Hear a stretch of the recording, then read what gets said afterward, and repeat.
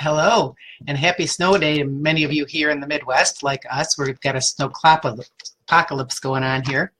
I'm going to talk about a very hot button item, though, inventive spelling in writing, and when, if ever, should you fix it? So what is inventive spelling? That's a good question to ask first. It's basically using your kindergarten spelling to spell all words for the most part, or the spellings that you know. For example, you would spell phone, F-O-N, or said, S-E-D. And this is people feel really strongly about this. Educators do especially. I do for sure, because it's what got me into actually learning to teach reading, and so that I could teach my daughter. But I have here her first writing piece from 1997, so I'm going to hold it up. Hopefully they'll show it to you.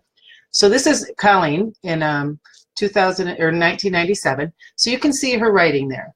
So you can see in that first line, she spelled the word there, that TH for the, and then the E for A, and then the R for her. Okay, and was is W-U-S, and only she has O-L-E-A. And so she's got a lot of her spellings, as you can see. Some of them are very poorly done. You'll have a hard time reading them. But for the most part, she was using inventive spelling. She was using the spellings for the sounds that she knew the sounds, so she was using the spellings that she knew for the sounds that she was saying. So what is the deal with this, and why am I even talking about it?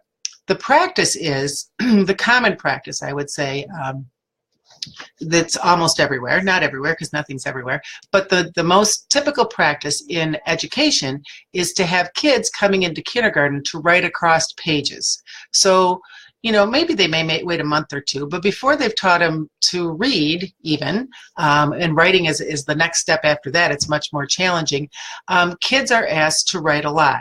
And the thinking is to get their thoughts down, which is really great thinking, of course, to get your thoughts out and to get your thoughts down.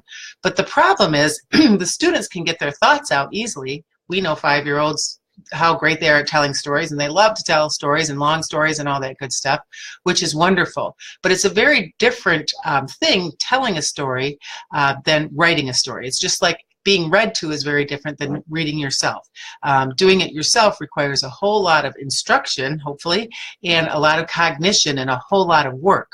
So what's been happening through Writer's Workshop, that's very, very popular, is kids are asked to write across pages. So write a whole lot before they've ever known anything about the code, or even really how to form the letters. So what happens is, like with Colleen, is they begin to practice doing it wrong. And they get really good at doing it wrong, so it takes a lot longer to undo what they have learned. For example, Colleen, it took me 3 hours to teach her how to read back in 1998, but it took 2 years before she spelled there and was correctly, because it was so embedded into her brain, into her neural pathways, that it's kind of like any habit. Practice makes permanent, or practice makes perfect. Once you have done something repetitively and done it over and over again, it becomes a habit. And then we all know that because we all have habits, right? And then to undo that habit takes a whole lot more work than it took to create the habit.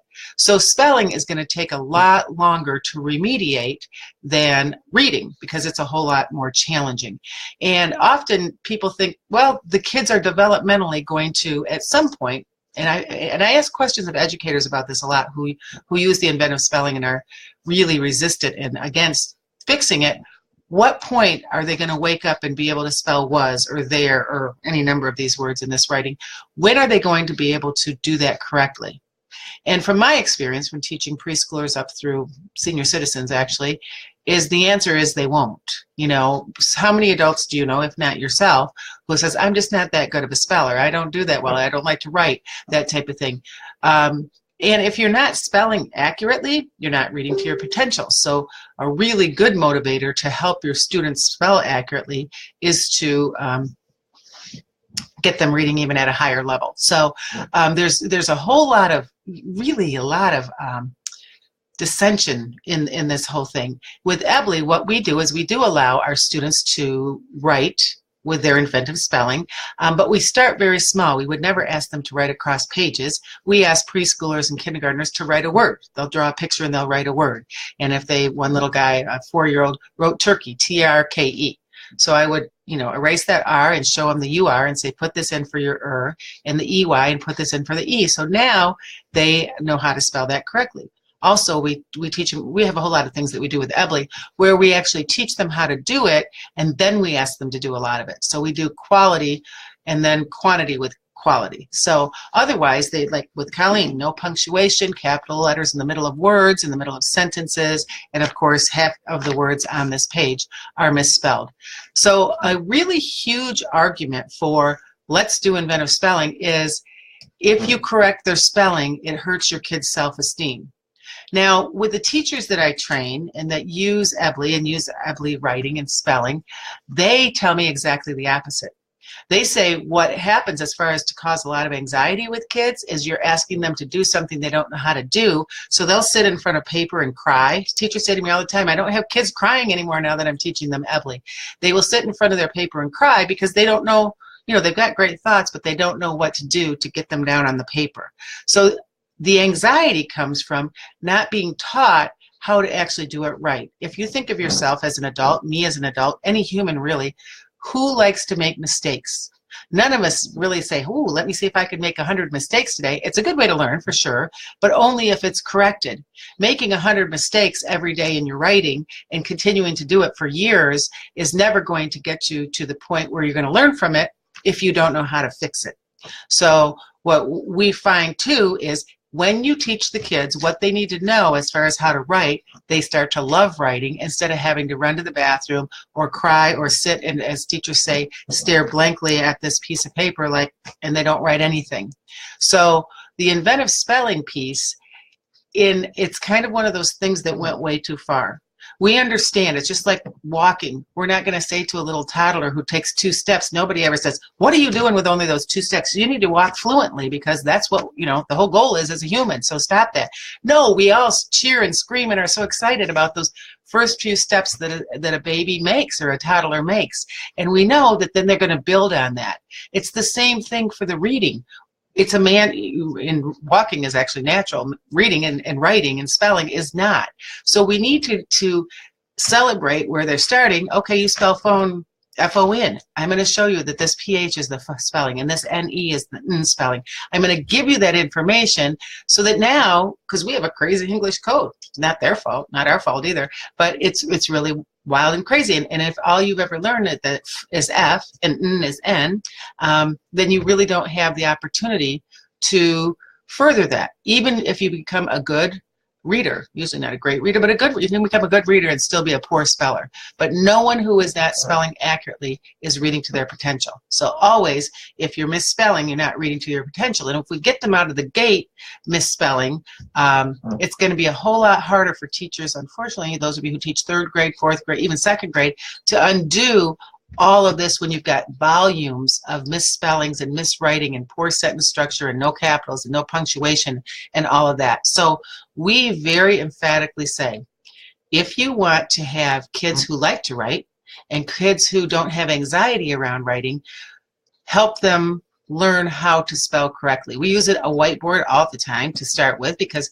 you don't want to erase your paper and cross things out. That doesn't feel good for anybody really. So we have that transitional piece where we do a lot of it on a whiteboard as we before we move into the paper thing. So I really challenge you and even ask you, if you do inventive spelling and you don't fix it, I think a lot of times younger grade teachers think, well, they're going to fix it in 2nd or 3rd or 5th grade. But 2nd and 3rd and 5th and 10th grade teachers have so much content and curriculum to get through. They're like, we can't worry about the spelling, so we're just going to say it doesn't matter. They just have way too much to do, and it doesn't just all of a sudden fix itself someday. So it's really crucial that we help these kids so that they can communicate through writing, because that's what writing is all about, so that someone else can read your thoughts when you're not there. And if the kids themselves can't read their own writing, that's a really big problem, right? That's not going to work. We can't have that because they, of course, can't even tell you what they wrote. So we need to give these kids a structure and a system and hand-holding along the way before we release them into doing their independent writing. I know with my oldest daughter, with Hannah, her kindergarten teacher would have us come in and volunteer, and they would speak a whole great big story, and we'd help them, expand on their story and use more colorful words and that type of thing. And we would write it all down, and they would illustrate it. And then they moved, toward, writing a sentence on their own and that type of thing. And she's a phenomenal writer, always has been, and reader for that matter. Because again, if you get your kids' spelling accurate, their reading is going to improve twice as fast as their spelling. So we always say improve that spelling and the reading will improve twice as much. So do comment, I probably interrupted myself here, but do comment below of if you think that they shouldn't fix inventive spelling, why do you think not? And what I always, or when should it happen? I always am really curious about that, because as teachers too, teachers have so much to do. They work their tails off. It's crazy. But they're focused on I'm teaching kindergarten, so I'm thinking about what's happening in kindergarten. You don't really think about what's going on in third grade. You see your kids as they get older too, but you don't think about the instruction and that type of thing.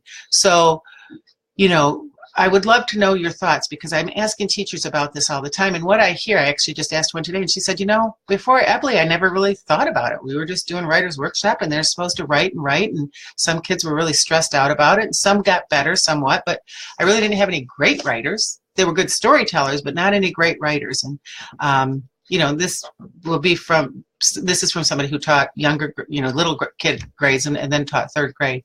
But I asked that of administrators and all, and almost always that's what they say is like, it never really occurred to me. If they told me to do that in college, or they've told me in PD that, let them write because it'll hurt their feelings if you fix it. So I would like to really, it's always good to have a dialogue. So if you think Nora is full of baloney with what she's saying here, I would love to hear your thoughts, okay? And if you think not, or if you've had experiences where, how have you gotten them to be better spellers and writers? I really would like to know about that. And also, I'd like to invite you to a webinar I'm doing on March 1st. It's going to be about the common strategies that are taught in schools, and we're in hundreds of schools, so we do know that, and we're around the country too. So we have a pretty good feel for that. So the common practices that are taught in schools that we don't teach in Ebley, such as the inventive spelling, not fixing it, I should say. We let them inventive spell and then we fix it. Guessing words to be able to figure them out. Looking at the picture to figure out what's actually printed. Sight words by memorizing on flashcards. Now, all of those things we do not do. I mean, we obviously teach sight words. We teach all of these things to our kids, how to read the words, but we don't use guessing. We don't use looking at the picture to figure out the words, and we don't teach sight words on flashcards and all that type of thing. So I want to get into a lot more depth, actually, about how we do these things, and also some things that, even if you have no idea what Ebley is or anything about it, to give you some resources as well as some strategies that you can do with your own class of students, or if you're a parent with your own children. So there's a link in the post here. So click that link and sign up for our webinar. If you can't join me on, it's at 7 o'clock on March 1st, it's a Thursday, then I would love you to still sign up, because we will send you the recording and the handouts and stuff from it. So it's going to be good. But our goal, again, is always to make everybody's life easier, especially students and teachers, also, of course, parents. But we really want a more literate world, and that means in reading and spelling and writing, so that all of us can communicate better. So that is what our goal is. And sometimes there's some tough conversations to be had, but that's all good. As long as we're willing to have a dialogue about it, I think that's great. So click the link. It's over there in the post, and thank you for watching, and put your comments below, because I really would like to hear your thoughts and your input. So have a great weekend. If you're in the Midwest, stay warm and probably stay inside too, and I will hopefully see you on March 1st. Thanks.